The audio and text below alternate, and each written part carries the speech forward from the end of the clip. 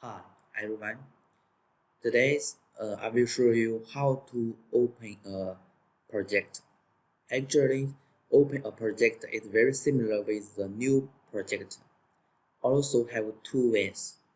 The first we can click the file and then select open. Also we can use this shortcut open. Click here. We can use the project folders files. Click we use this CHE file open.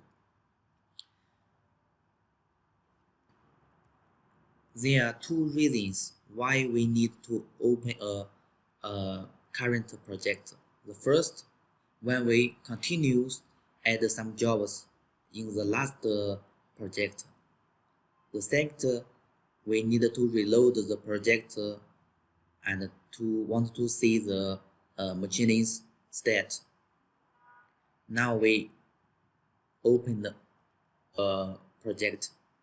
We can see this is our project file name and this is the dictionary for this project file. Thanks for your watching.